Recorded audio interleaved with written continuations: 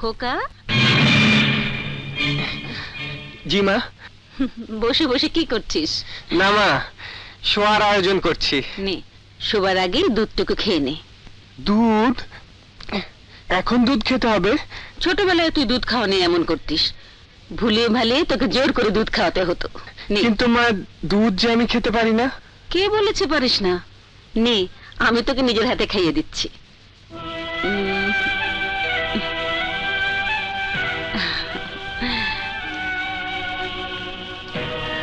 নে,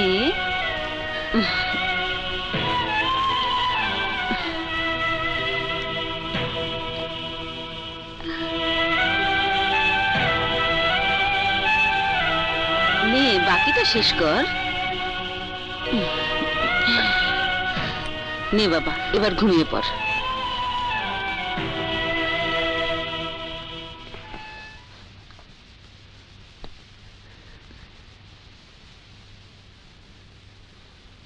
আমি তোর মাথায় হাত বুলিয়ে দিচ্ছি। কি রে, কাঁদছিস? না মা, অনেকদিন পর তোমার হাতের স্পর্শ পেয়েছি তো, তাই চোখ এমনিতেই ভিজে উঠছে। আচ্ছা মা, তুমি ওষুধ খেয়েছো তো? আমার আর কোনো ওষুধের প্রয়োজন নেই। আমার সবচেয়ে বড় ওষুধ আমার সোনামানি আজ আমার বুকে ফিরে এসেছে। আমার আর কোনো ওষুধ লাগবে না। মাটি বলছিল ডাক্তার নাকি বাবাকে ওষুধ দিয়ে গেছে। কি হয়েছে বাবার? তুই চলে যাবার পর আমার কি অবস্থা হয়েছিল তা তো তুই এসে দেখেছিস। জীবন ছিল কিন্তু বোধ ছিল না। আর তোর বাবা তোকে হারিয়ে প্রতিটা মুহূর্তে কষ্ট পেয়েছে। প্রত্যেকটা দিন তোকে খুঁজেছে। তোকে খুঁজতে গিয়ে নিজের ব্যবসা বাণিজ্য কোনো দিকেই মন দিতে পারেনি। নিজের শরীর স্বাস্থ্যের দিকে নজর না দিয়ে 15টা বছর প্রত্যেকটা পত্রিকায়, বাসে, ট্রেনে তোর জন্য হারানো বিজ্ঞপ্তি প্রচার করে গেছে। একটা মানুষ আর কত সইতে পারে বল? তুমি কোনো চিন্তা করো না মা, আমি তোমাকে কথা দিচ্ছি, আমি বাবাকে আর কোনো কষ্ট পেতে দেব না। আমি জানি। এবার চোখ বন্ধ কর। ও আচ্ছা, কাল সন্ধ্যায় কিন্তু তোর চাচাতো বোন টিকলিকে পাত্রপক্ষ দেখতে আসবে। যদি পছন্দ হয় তাহলে আংটি পরিয়ে যেতে পারে। তাই নাকি? এ তো খুবই খুশির কথা। এবার ঘুমা।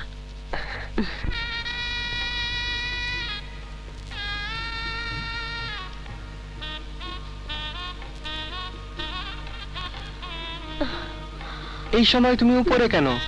নিচে তো পাত্রপক্ষ চলে এসেছে। কিন্তু নিচে যাওয়া আমার জন্য বন্ধ। কেন? ফুপি নিষেধ করেছে। নিষেধ করবে কেন? টিকলিকে দেখতে এসেছে আর তুমি থাকবে না? আরে বুদ্ধু, গাড়ি কেনার সময় সামনে মার্সিডিজ থাকলে কেউ কি টয়োটা গাড়ির দিকে তাকাবে? মানে? আহা, বোকা ছেলে। মনে করো তুমি টিভি কিনতে গেছো, সামনে আছে 56 ইঞ্চি প্লাজমা টিভি, সেটা রেখে কেউ 17 ইঞ্চি টিভির দিকে তাকাবে? এসবের সাথে মেয়ে দেখার কি সম্পর্ক? ওহো হাদারাম, মা বলেছে আমি সামনে থাকলে টিকলিকে কেউ পছন্দ করবে না। আসলে আমি টিকলির চেয়ে বেশি সুন্দরী তো, তাই।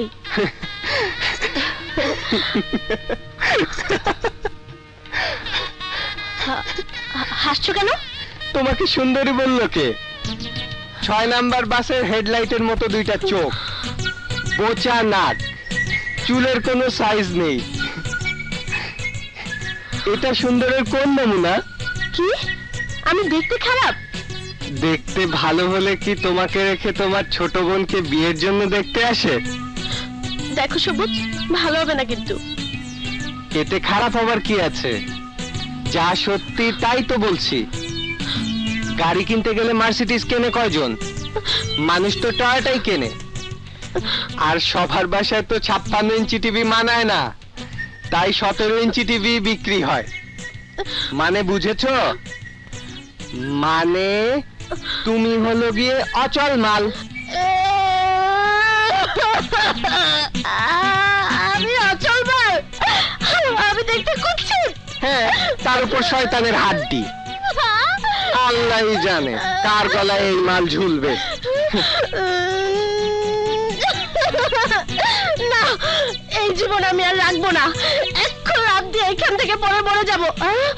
ওরে বাবা রে, না না, আমি মরতে যাবো কেন? আমি জীবনে মরবো না। আমি বেঁচে থেকে ওই কন্যাটাকে শায়েস্তা করবো।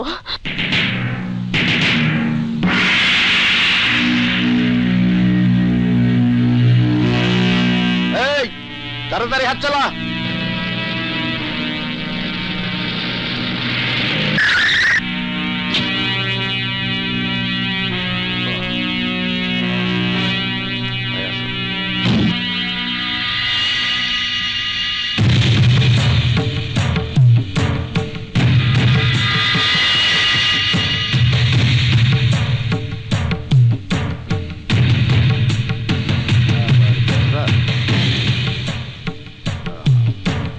এসব কি হচ্ছে?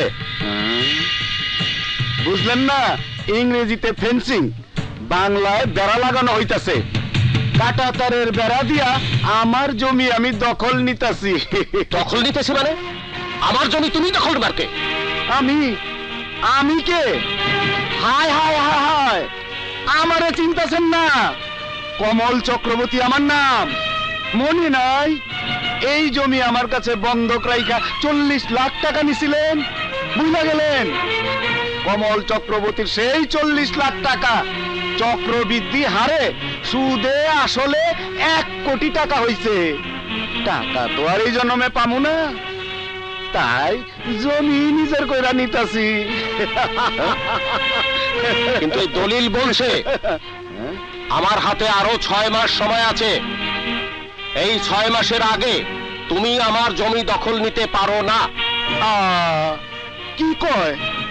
6 বছরে যা পারেন নাই, তার 6 মাসে করতে গা পারবেন? দেন দেন, এই দলিলের আর কোনো দরকার নাই আপনার। কমল, তুমি ভুলে গেছো বাবারও কিন্তু বাবা আছে। আমি প্রয়োজনে আইনের কাছে যাব। আমি সংখ্যালঘু বইলা আমারে থ্রেট করেন, আমারে ভয় দেখান? আমি কি ভিনদেশি ধুতি নাকি যে আইনের নাম শুনলে কাপড় নষ্ট করে ফেলামু?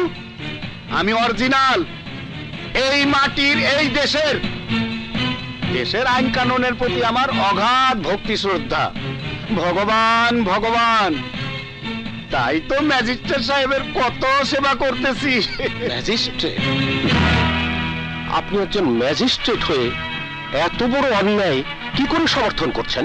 শোনেন কবির চৌধুরী সাহেব, জমির দখল নেবার সময় যদি আপনি ভেজাল করেন তাহলে দেওয়ানি মামলা হবে, আর যদি মারামারি খুনোখুনি করেন তাহলে ফৌজদারি মামলা হবে, আর মামলা যদি করেন তো মামলার হাজিরা দিতে দিতে মোটামুটি জীবন শেষ। তাই বলছি, ঝামেলা না বাড়িয়ে ওদের কাজ ওদের করতে দিন। আমি বুঝতে পেরেছি আপনি হয়তো কমলের টাকার কাছে বিক্রি হয়ে গেছেন, কিন্তু আমি জানি আপনার উপরও আইন আছে। আমি ডিসির কাছে যাব, এসপির কাছে যাব, আমি প্রয়োজন হলে ডিস্ট্রিক্ট জজের কাছে যাব, আপনাদের সবাইকে অ্যারেস্ট করাবো। দাদা, এতদিন ভাবছিলাম আপনার গাড়িটাই 1934 সালের মডেলের, এখন দেখতেছি আপনার ব্রেনটা তার চেয়েও পুরানা। এত পুরানা ব্রেনে কিচ্ছু হইব না। এই ধুতিরে এত সহজে আপনার জমি থেকে খেদাইতে পারবেন না। ঠিক আছে কমল, আমিও দেখে নেব, দেখে নেব। এসো ভাই। আর জান মিয়া,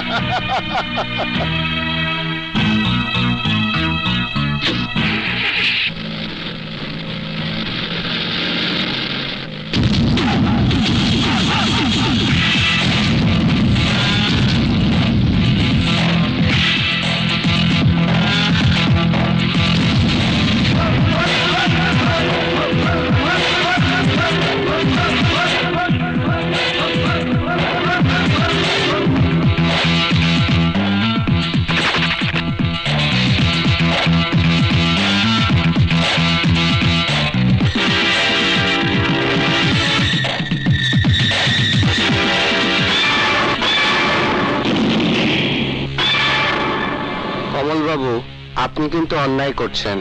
হায় হায় হায় হায়, ভগবান ভগবান, এইটা আবার কোন আপদ?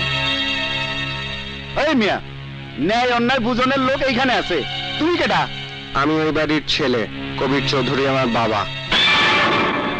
ও তুমি তাইলে সবুজ, এতদিন পর ফিরে আইছো। তা আইছো ভালো করছো। এক কাম করো, বাসায় ফিরা গিয়া কাফনের কাপড় আর খাটিয়ার ব্যবস্থা করো। তোমার বাপ জায়গা বেজায়গায় দৌড়ায়া যখন দেখবো এই জমি আমার, তখন কবির সাহেবের প্রেসার বাড়বো, স্ট্রোকও করতে পারে। তাই আগের থেকে সব ব্যবস্থা করে রাখো। যাও। ম্যাজিস্ট্রেট সাহেব, আপনি তো আইনের লোক, আপনি এই সুদখোরটাকে বোঝান। বোঝানোর কিছু নাই। জমি জমার ব্যাপারে প্রথম শর্ত হলো দখলই সত্য, এর উপরে কোনো আইন নাই। তার মানে এই ব্যাপারে আপনার কোনো কিছুই করার নেই? ভালো করে চিন্তা ভাবনা করে বলেন, আসলেই কি কোনো কিছু করার নেই? কতবার বলবো না না না? আপনার যখন কোনো কিছুই করার নেই, তাহলে দেখেন আমি কি করতে পারি।